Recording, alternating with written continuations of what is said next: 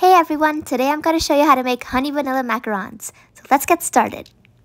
The first thing to prepare is dehydrating your egg whites. Place 100 grams of egg whites in a bowl, cover with aluminum foil, poke holes with a fork, and place it in the fridge overnight. The next day, prepare 2 baking sheets by lining them with silicone liners or parchment paper. For macarons especially, I find that silicone liners work much better. And then just set them aside. Next, clean the bowl and the whisk attachment of your stand mixer with apple cider vinegar. Don't worry, it won't taste like vinegar. It will just help take away any fat residues, which kill your meringue. Now, you're going to make the dry ingredients. Get out a scale and get out a measuring bowl. In your measuring bowl, add in 140 grams of almond flour and sift it into your mixing bowl. Then measure 130 grams of powdered sugar and sift it in with your almond flour. Then with a spatula, just mix these and fold these together until they're incorporated. And then you're going to whiz it up in a food processor. You're going to do this so that to make sure that the almond flour mixture is extra fine so that the macarons won't be lumpy on top. Then you're going to sift that whizzed mixture again and whiz it again in the food processor. Don't worry, you're not crazy. It'll be worth it. And of course, sift it one last time and your almond flour mixture is done. Now just set it aside to make the meringue. Measure 90 grams of granulated golden cane sugar with your scale and set it aside. To the bowl of your stand mixer, add in your overnight dehydrated egg whites, 1 teaspoon of vanilla extract, a 1/4 teaspoon cream of tartar, and if you want, a pinch of salt. Let it whip on high speed, and once frothy, slowly drizzle in the granulated golden cane sugar that you measured earlier. Let it whip until it forms stiff, fluffy white peaks. Just like that. And now it's time for the macaronage.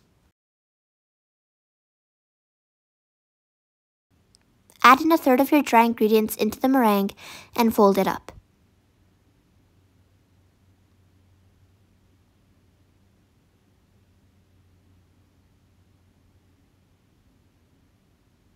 Dump in the rest of your dry ingredients and fold it until a smooth, silky batter forms.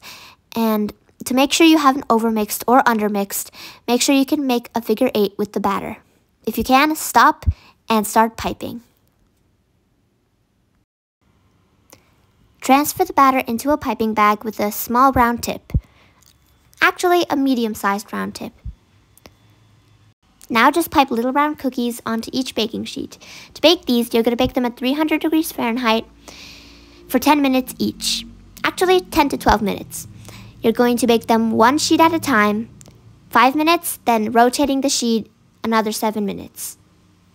If you don't do this, the airflow will be funky and it will make the macarons' feet, the bubbly stuff at the bottom, turn out wonky and weird. And that's not acceptable when it comes to macarons. But the baking part comes a little later because first you need to slam the cookie sheets on all 4 sides on the counter to release any air bubbles. You don't want too many air bubbles on your macarons or else it won't be smooth and beautiful.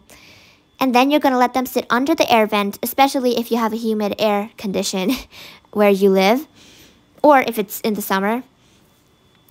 Fun fact, macaron making is a lot easier in the winter because it helps dry out the macarons easier.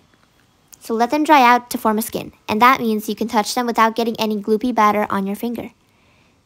And once you're finished that, you're ready to bake. Now before you assemble your baked macarons, you're going to need to make the filling, of course. So you're going to make honey vanilla buttercream. Well, I say buttercream in quotation marks because you're going to use coconut butter for a dairy-free substitution.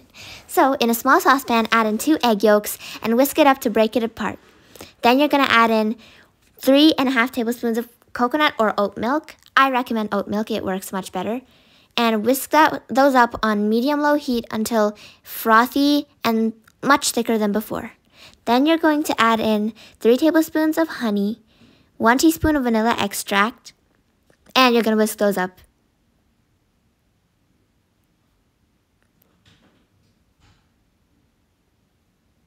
Then you're going to add in 7 tablespoons of melted coconut butter. Melted as in put in the microwave. It doesn't actually melt, which is actually the beauty of coconut butter. And you're just going to whisk it up until you form the cream. And that's it. It looks so gorgeous and silky smooth.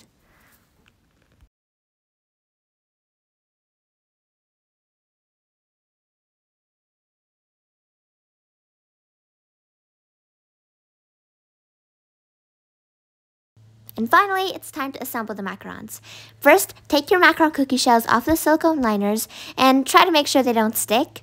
Then, transfer the filling into a piping bag and pipe half the cookie shells with the cream.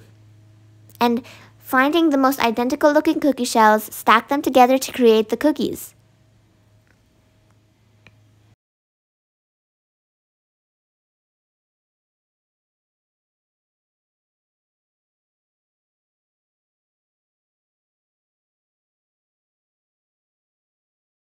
If you want an extra finish, you can sprinkle some beautiful golden luster dust on top. And that's it. Thank you so much for watching. I hope you enjoy making these, and that's it. Bye!